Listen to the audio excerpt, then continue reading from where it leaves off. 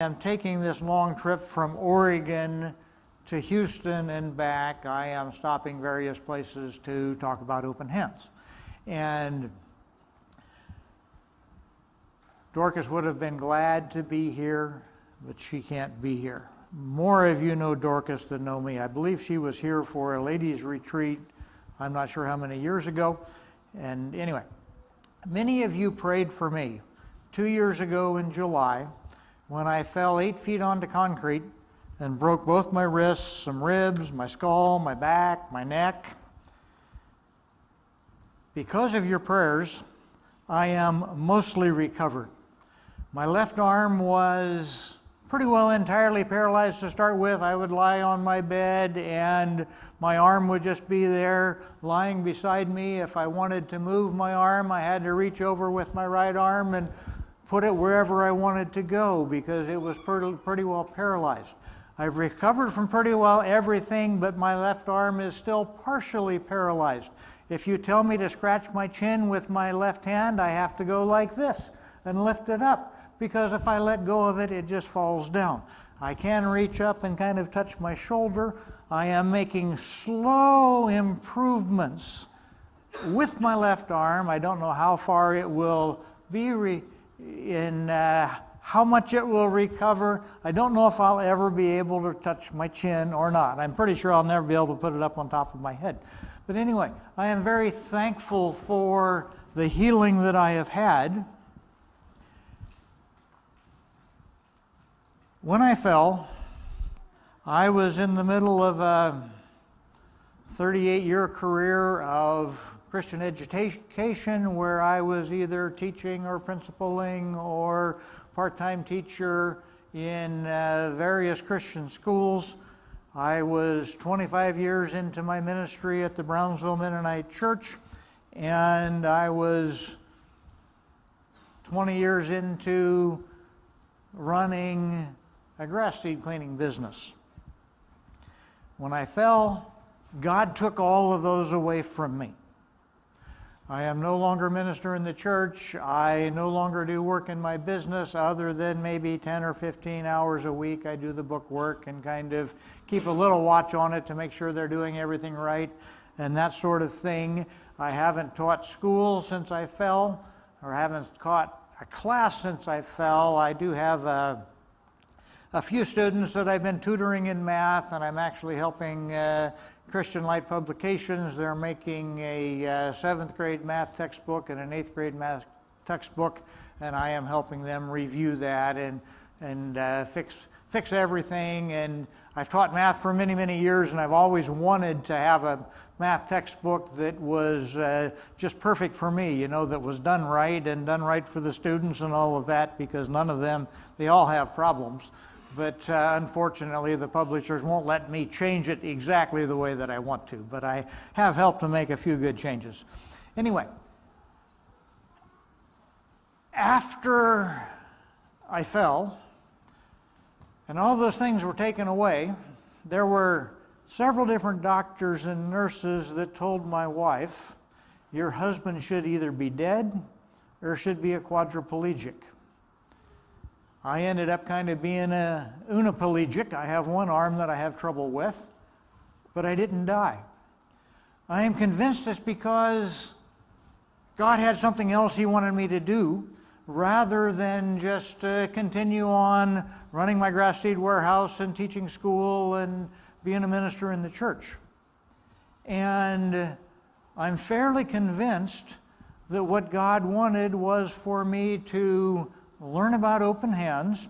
I wouldn't be here this morning if I hadn't fallen, because about 9 months after I had fallen, I got a newsletter one day in the mail. It was a newsletter from Open Hands. I knew the man who started Open Hands, and I thought, you know, I'm not doing much of anything.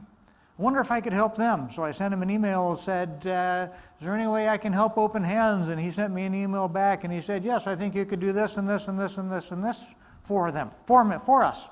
One of them was to be their PR representative. Open Hands, to me, is an amazing mission.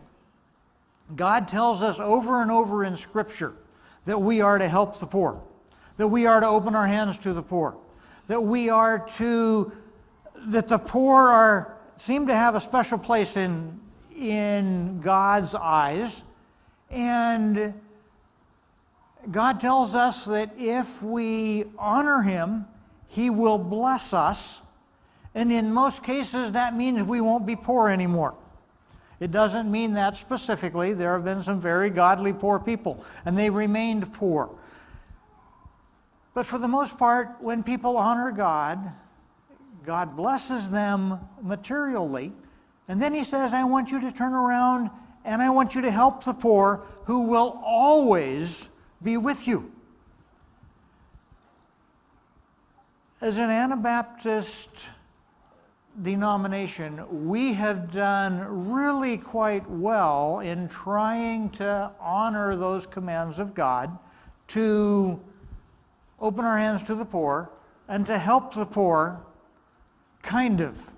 This morning in your Sunday school class, you were talking about ignorance and you were talking about deception, and you were wondering how we can make sure we're not deceived.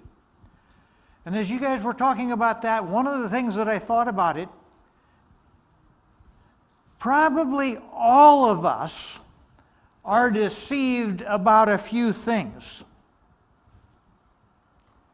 We need to make sure they are not the important things. The Anabaptists, I don't believe, are deceived about helping the poor, because they do. But there are some things that I believe that they are deceived about in regards to helping the poor. Have you ever heard of the word dependency? Do you know what it means?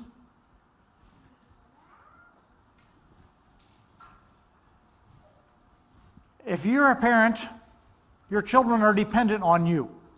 And God designed it that way. They are dependent on you if they're 2 years old, if they're 10 years old.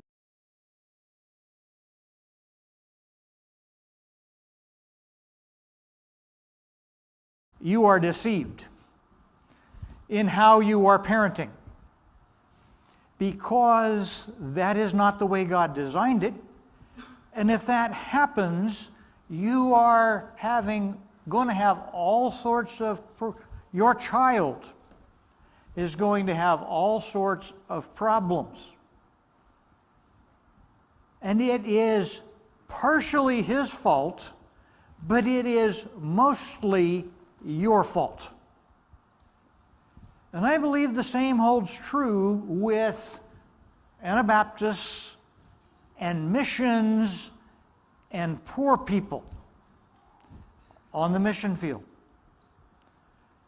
We have given a lot through our Mennonite organizations to help poor people on the mission field, and we have created a terrible dependency. A dependency that is not good. Let me stop fairly quickly and say, I don't believe dependency develops because of disaster relief. With disaster relief, there is not automatic dependency involved in that. I believe that we should do disaster relief. But as we do disaster relief, and then we continue in just giving and giving things, we create a dependency that is not good.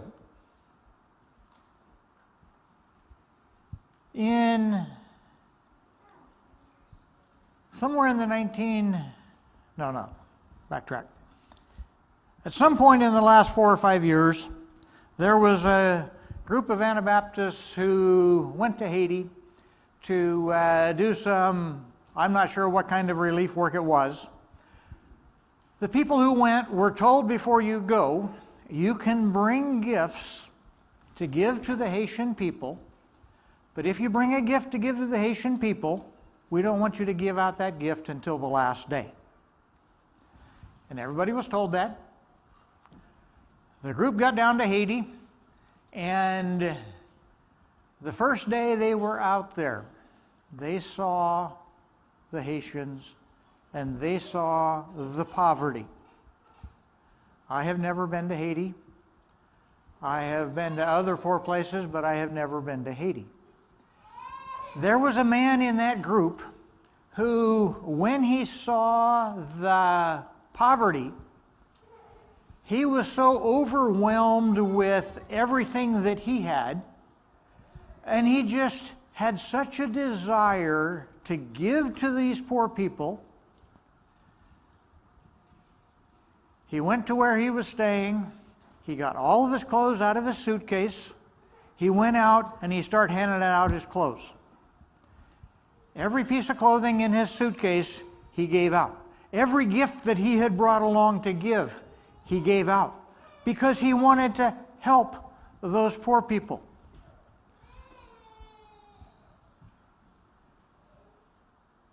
They very gladly accepted the things that he gave, and the Haitians were very happy for those things. The next day, he went out to his work site, and as soon as he got there, Haitians started coming, asking him for more things, because the Haitians were used to the North Americans giving them things, because a terrible dependency had been created, to the extent that this man who had given away all of his clothes, who had nothing more to give, they kept asking him because they knew he was a rich American. He said, I don't have anything more to give. I gave it all away. They said, no, you're a rich American. You have all kinds of things. We know you do. All Americans have lots of things. And as he refused to give them anything more, they got all upset at him. They almost had a fight. And they went to the mission itself, and it just became a real bad catastrophe. Because this guy gave, because dependency had been created. If I were to ask you to take a few words and describe poverty or a poor person, you would probably use words like homelessness, hunger,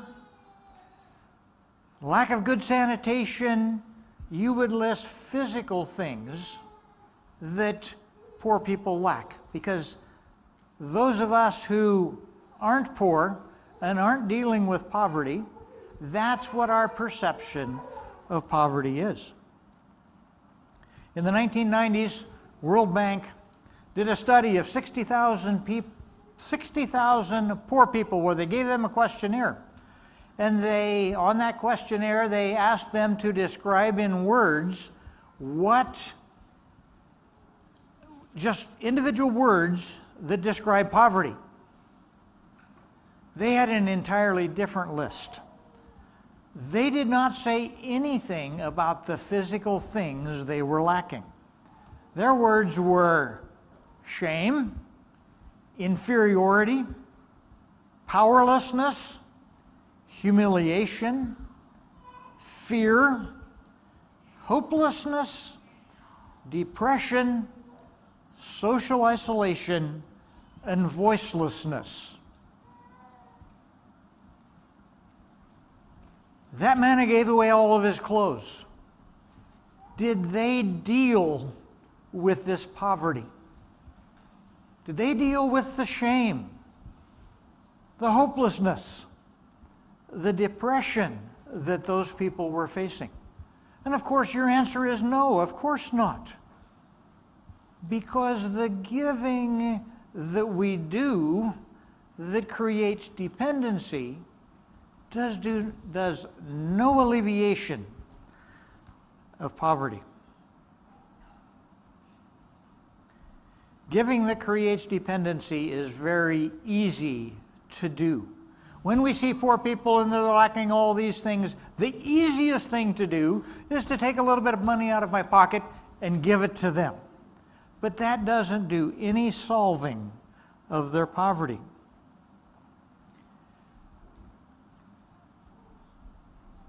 Open Hands,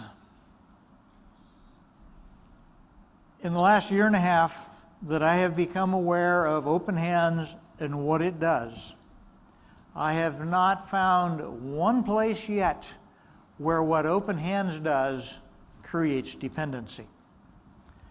Open Hands,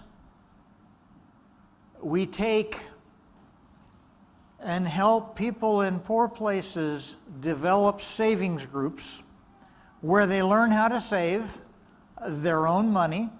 We don't put any money into the savings groups.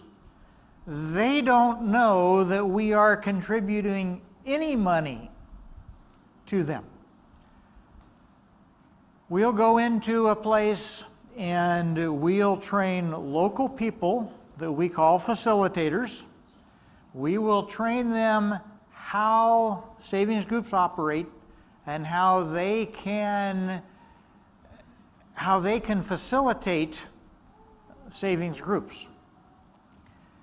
Then we hire them, and we would pay them a local wage so they can go out and help people form savings groups. With those savings groups,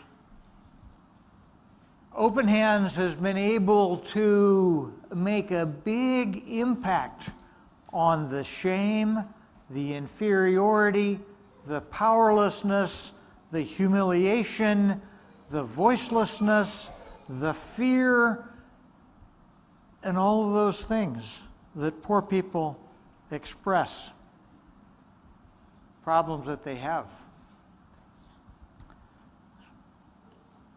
Several years ago, I entered my 6th decade of life.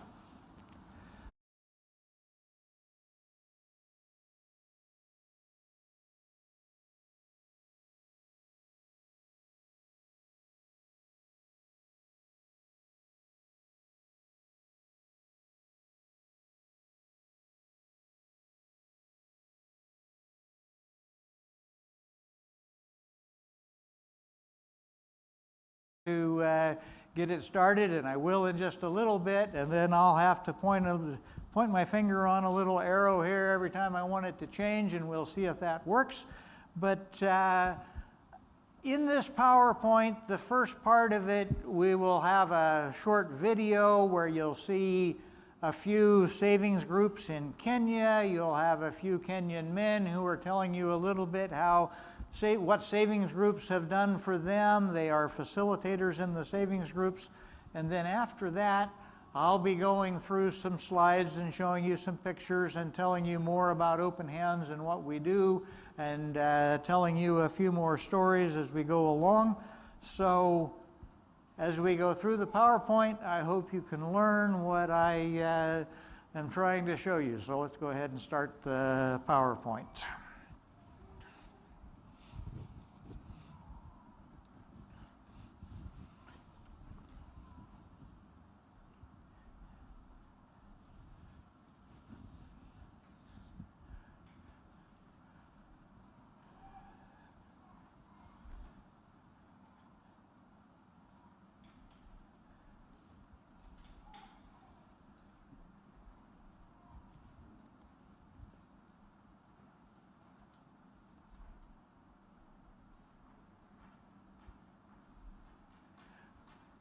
Okay, well, maybe I'll have to keep talking while it's going. You ready? Okay.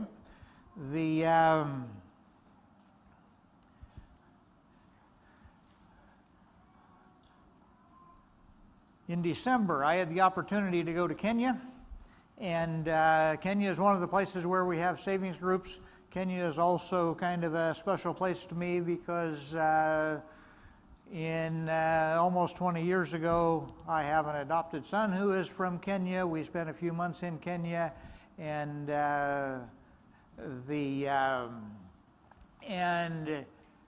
it was just amazing to me to actually see what the savings groups were doing for the people there. Now, whenever I talk with people about savings groups, we think about saving, and here in America, we tend to think about money in American terms. And we think about saving kind of in American terms. And we save so we can get rich. Okay? We save so we can have plenty of money. The purpose of these savings groups are not to make the Kenyans rich. The purpose of these savings groups is to teach them how to save money, how they can use the resources that God has given them to solve their problems, rather than being dependent on the resources that the North American missionaries have. And the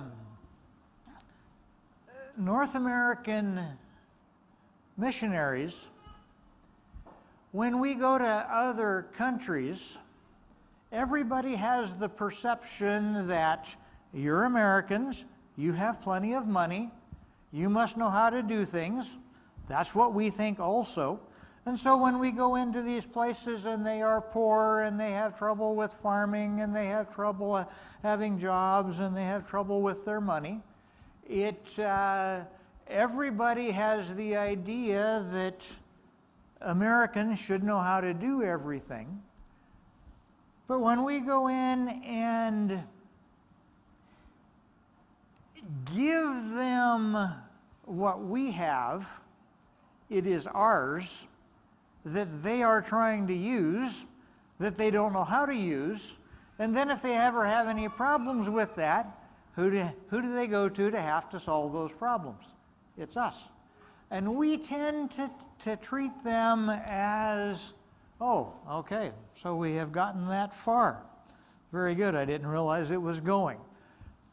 Let's watch the video. Let's see if it'll work. Yep, there we go.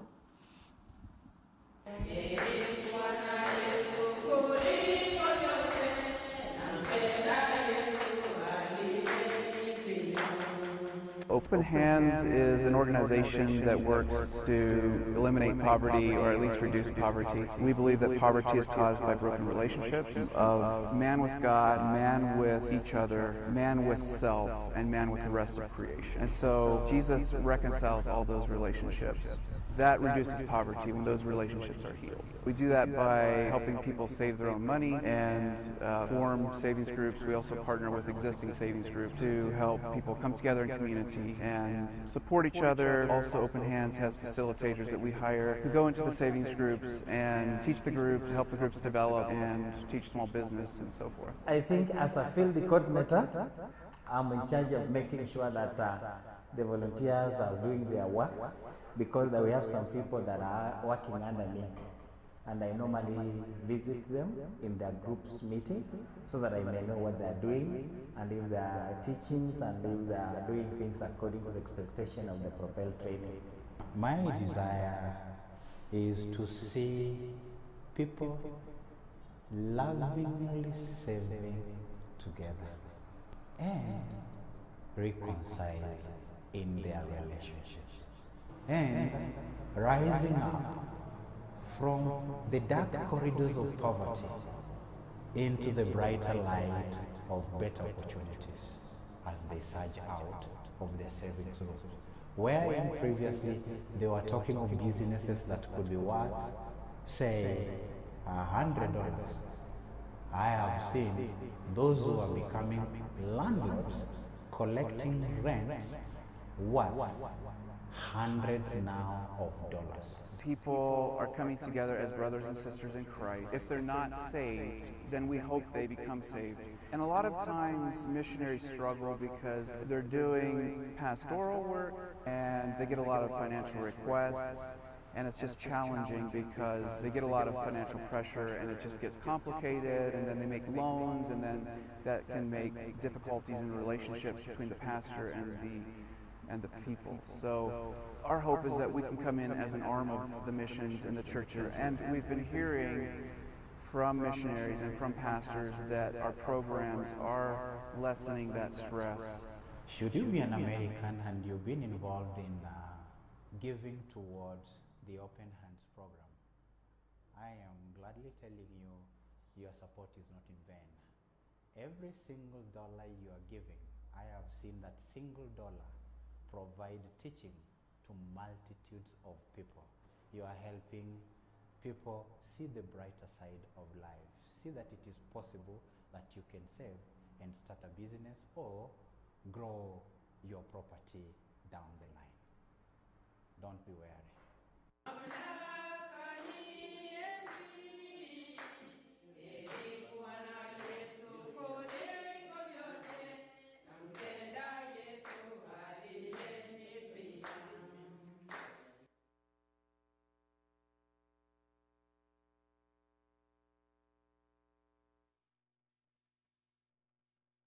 For people dependent on us, but to teach them and to empower them so they, as adult Christian men and women, can use the resources that God has given them. When I was in Kenya, when I was talking about, I had the opportunity to visit 6 or 7 different savings groups. I also got to visit some roadside stands that where people in the savings groups had used the money from their savings to be able to start those very small businesses. And when I met those people and observed those people, it was interesting to me. I didn't see shame and inferiority and humiliation, those words that were used to describe poverty. I didn't see those in those people. And I think if I would have asked them, do you feel in your life now, do you feel shame and do you feel inferiority? Their answer would have been no. These people have almost no idea that the savings groups come from the North American missionaries. One day the founder of Open Hands, a man by the name of Merle Burkholder, was in Haiti or in Kenya, and he was visiting a savings group, and after the group meeting he was talking to one of the ladies, and she was telling him about how excited she was because of the savings group and what it was doing for them and what all they were doing in their savings group and how much money they were saving and how they were helping each other and all of those sorts of things. And she was telling him all of these things. She thought she knew he was a North American, but she had no idea that he was the man who had helped develop this whole concept of savings groups, and it was because of him that they were there. Because to the people in the savings group, it is something that is their own, that God has given them. And we seek to give them the power so that they can handle their own finances.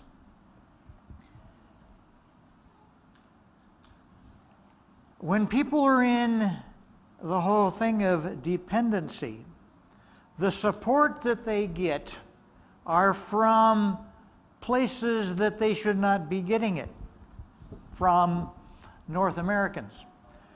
In that picture there, we have men who are holding up a platform so that others can get from one place to another. And too often, we as North Americans try to be those men under the platform. We are trying to teach them that they are the ones that should be there. In savings groups, the money that they save, they will loan out to other people within the savings groups. So that if somebody in the savings group has a special need, they can ask for a loan from the savings group. They will pay some interest on that loan. Now that interest just goes right back into the savings group, so it's not like it's going to a bank or it's going to some rich person or somebody like that. And so it works very well. But through that, they can support each other. And it's to the place now, if they have an emergency, they don't go to the missionary and say, hey, I need money to pay my children's school fees or to buy school uniforms or something like that. But they go to their savings group and they support each other.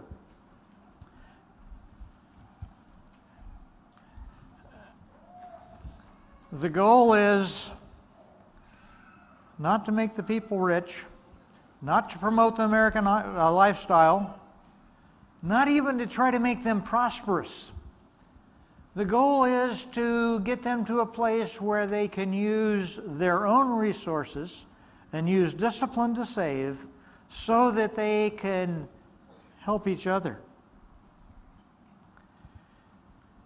Dependency that we have caused is not caused by the people who accept the money that we give, but it is caused by the people who are giving the money rather than giving teaching and training and empowerment. And it's been interesting to me. Okay, within the savings groups, they can give out loans to other people within the savings groups. I am told that about half of the savings groups in Kenya and in Haiti, about half of them at some point along the way, they decide to have a benevolence fund, they call it. And that is a fund that the group has that is completely separate from their savings and that they contribute to every time they have a meeting. And they will use money in that benevolence fund to help people outside of their savings groups. If you think of any missions that you know who have worked with poor people, how many of them have ever been able to develop within the poor people that they're working with a desire to help the other people around them in a financial way? We usually tell them, if we're giving to them, if you're depending on us, we want you to use the things that we're giving you because we're giving it to use as a gift. And, we don't like it when we give somebody a gift and then they take that gift and give it to somebody else.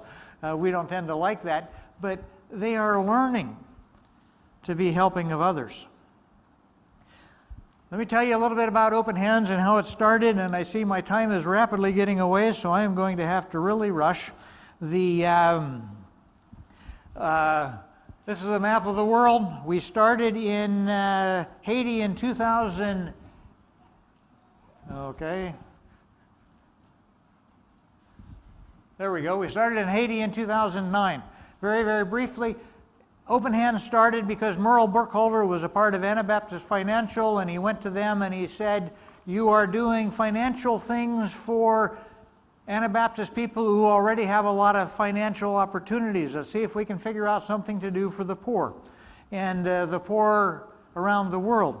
And we started in Haiti with savings groups. I don't have time to tell you how it all worked.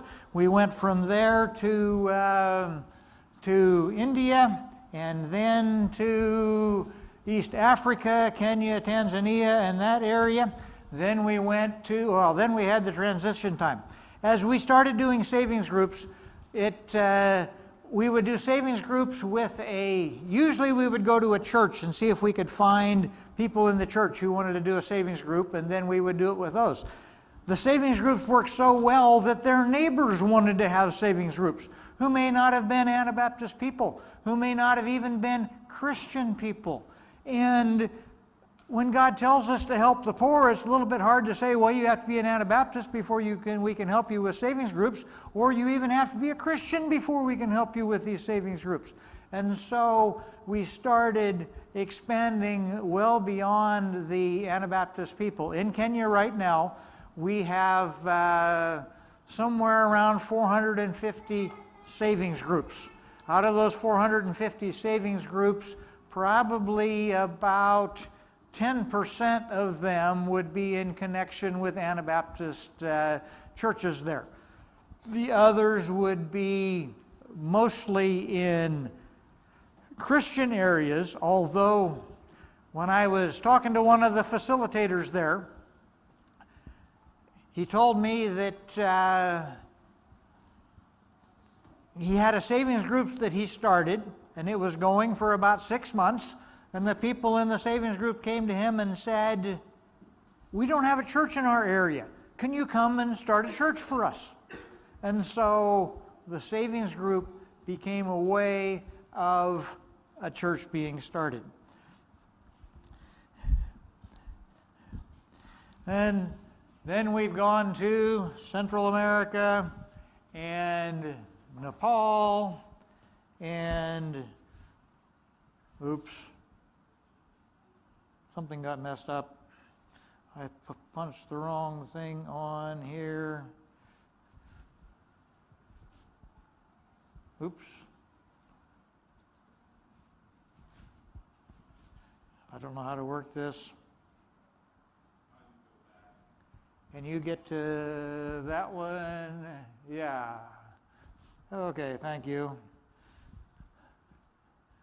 Then went to Thailand and Colombia. We just started this year, and we're starting a little bit of something in North America. Merle tells me that people started, he would go to churches and they would say, well, if these savings groups are working so well with the poor people, can we do something like that in North America? Well, the way the savings group operate, it would be a little hard to operate them just exactly like that here in North America. But the university that developed the savings group program that they use, they have also developed a program that they call Faith and Finances, which is a program where you go and they'll train you how to teach it, and then you gather some poor people in your area, your people that has money problems and don't know how to make loans or don't know how to really handle their money, and you take them through a 12-week process where you have meetings of about an hour or an hour and a half for about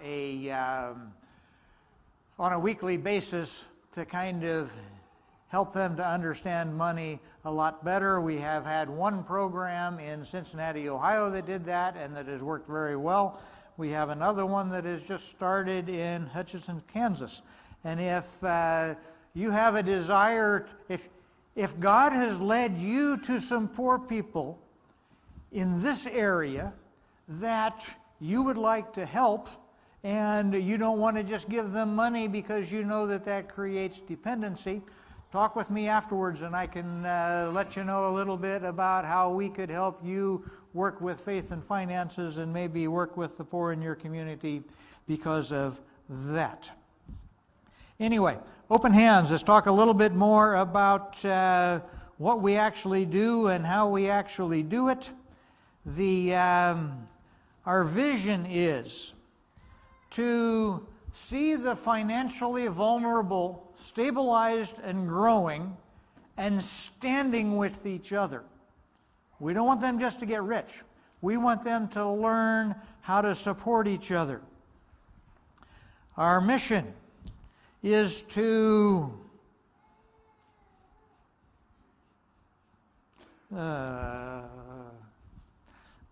I still haven't learned. This is only my second time of giving this, and so I'm still in the process of learning how it's supposed to go. The mission is to develop community and to reduce poverty through Christ-centered savings groups and training programs.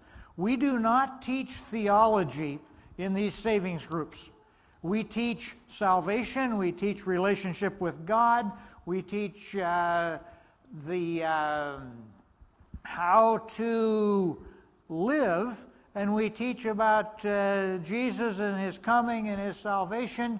We do not teach any type of theology. We might talk about deception, for instance, like you were talking about in Sunday school this morning, but we won't get into the thing of whether or not you are deceived if you're wearing a tie and that sort of thing, because that's not necessarily, we don't feel like that is an appropriate thing to do. Okay, and then we go to our purpose. Joe mentioned in the video, he talked about the 4 key relationships. In every one of our lives, there are 4 relationships that when we have problems with one or all of those 4, it creates poverty. One of them is our relationship with God. Poor people do not have a good relationship with God. When they have a good relationship with God, they may still be poor financially, but the poverty that causes the shame and the hopelessness and those feelings, that begins to go. We also have a relationship with other people. Husband and wife relationships, friend relationships. Those relationships, poverty destroys those. We have a relationship with ourselves. Poverty destroys that. And if our relationship with God's creation is destroyed, we also have poverty. And if people are addicted to alcohol or addicted to drugs, they are not reacting right to God's creation. And anyway, we move along. Savings groups, how do they work?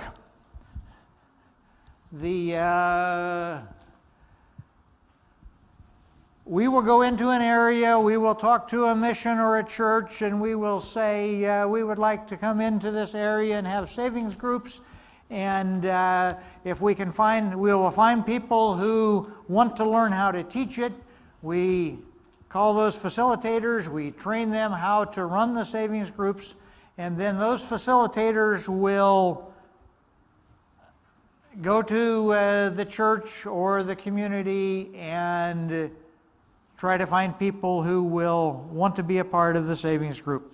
They do the recruitment. And then once they find people who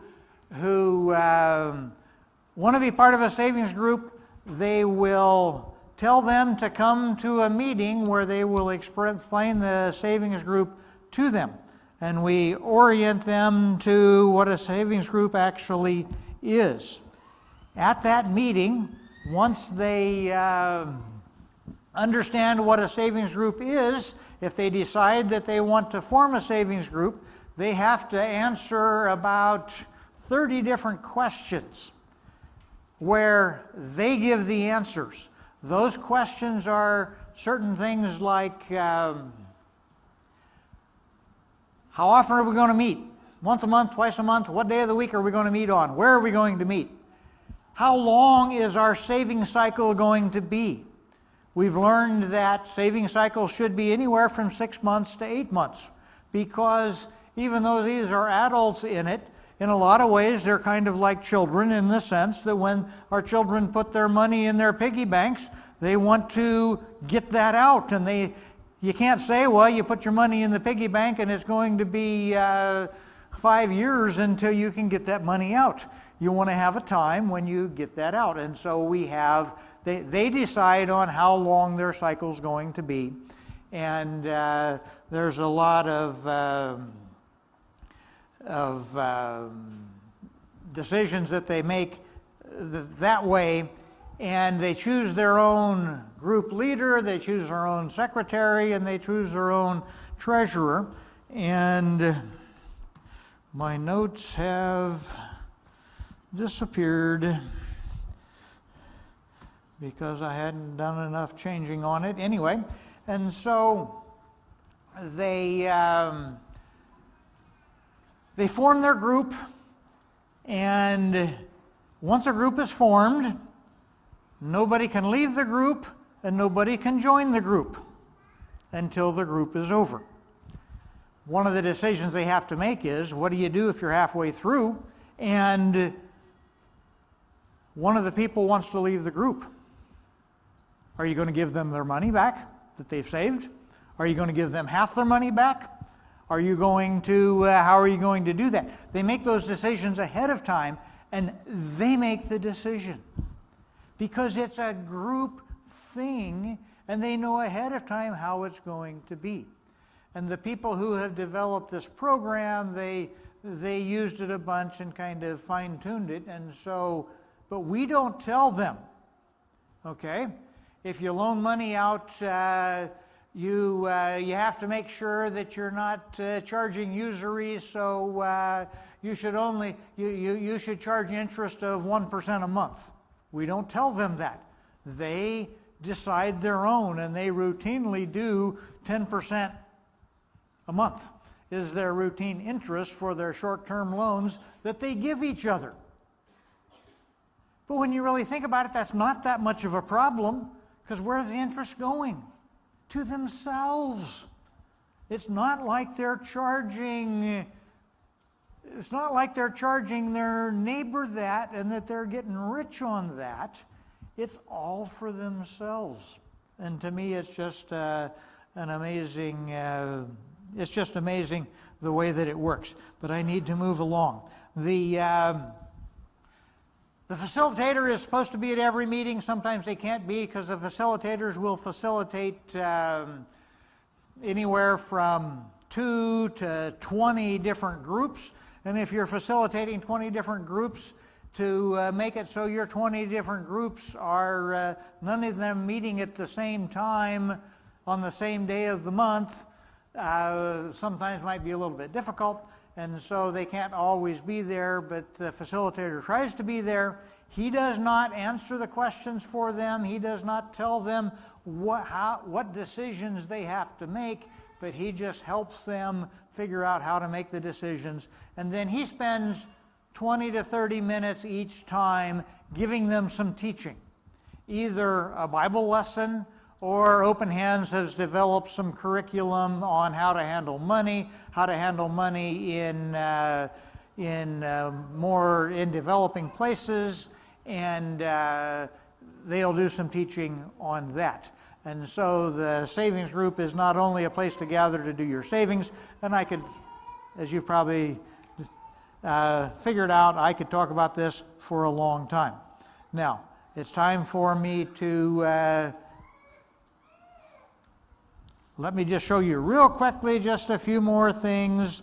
I forgot to say one thing.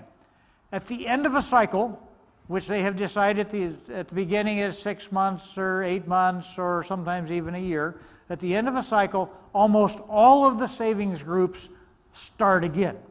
When they start again, they can bring new members into the group, or members that were a part of the first group don't have to be a part of the second group. And we have groups in Haiti that have been operating for, ever since it started, 13 years. And some of them have gotten so big, they're bigger than they should be, but everybody wants to stay a part of that group. They don't want to have a different group. Part of it has to do with nobody likes to be the leader and nobody likes to be the secretary and treasurer, because nobody likes to take that responsibility, because it's extra responsibility. And but it's just amazing to me the longevity of that and how that all works. I have 4 main purposes for sharing with you this morning. The number 1, I wanted to teach you about the devastation that can come through dependency, that develops among those who are poor. Number 2, I wanted to awaken a desire within each one of you that when we open our hands to the poor, we need to open them wisely in ways that will combat the negative aspects of poverty. Number 3, I'm hoping that I can inspire you to give to Open Hands. There are a multitude of ways to give. You can give in the offering that we will have in just a little bit. And I would encourage you to do that, but I would encourage you to go a little bit further than that. I would encourage you as a church to You know how a lot of times churches will kind of take a mission and kind of make that kind of their mission and kind of go with that, and then sometimes that and I would very much like it if you as a church would decide at your men's meeting tonight that you would discuss it and decide, hey, we would like to take Open Hands as a mission, and we would like to do rather regular support of that. And I would really like it if you would do that. But it's your decision. You could also, as individuals, you could give monthly gifts or yearly gifts. You could go online to openhands.com, and you younger generation would probably like to do this. You can go there, and there's different things that you can give monthly and different amounts that you could give monthly. And that is a possibility. Now, years ago when my children were small, we used to give to a mission called Gospel for Asia, and it was for some Indian missions, and we used to give on a monthly basis, but it was hard back then to remember to put our check in the mail every month. But now it's so easy to do that online. And one more step you could take, God has blessed us as Anabaptists. When I was a teenager, Anabaptists were not really well off financially. There were some that had businesses, and there were some that did fairly well, but there were a lot that just kind of struggled to keep their businesses going. And I can remember my dad was a carpenter, and he needed a vehicle for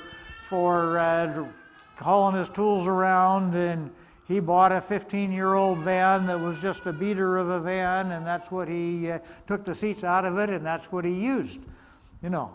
I don't see any businessman doing that today. Why? Because God has blessed us. But when God has blessed us, I think it is your responsibility as a business to think of how you can share that with the poor in a way that won't create dependency. And I guarantee you that if you give to Open Hands, it will not be used in any way that will create dependency. I haven't seen it yet. If I ever see it, I will do everything I can to make sure Open Hands changes that. And actually, if you are we are trying to develop a little bit of something for businesses to make it easier to give, and also to be able for you to encourage your employees also to give to Open Hands. And so if you are a businessman, I would really like it if you would grab one of my name cards off of the table in the back. Back in the back, there are brochures, and there are calendars, and there are name cards, and there are plenty of things back there that you can take anything that's on the table except for the posters and that sort of thing. But you have a lot of opportunity to give. The fourth thing that I would really like to do, I am the PR representative. I don't do any of the work of Open Hands. I will have an opportunity in October. I am traveling to Nepal, and they are having a facilitator training there. And so I will be one of the teachers at the facilitator training. So I guess I can say I'm helping a little bit with Open Hands, but mainly I am in the PR to let you people know. I wish I had another 2 hours to tell you about dependency and how that destroys the poor people, and to tell you more about what Open Hands is doing. But I just want to encourage you, as you give to help the poor, do it in a wise way. And I just have really enjoyed being here with you. Hope I haven't taken too much time. The Lord bless you.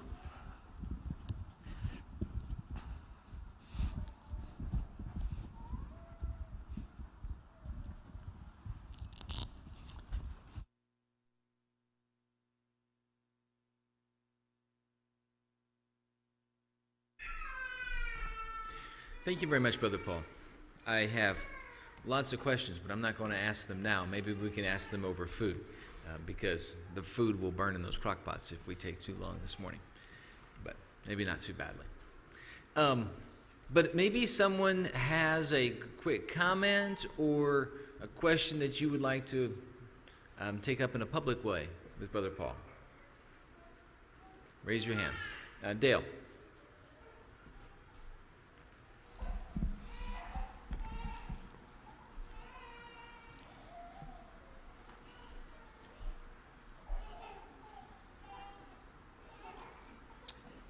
The brother gave an admonition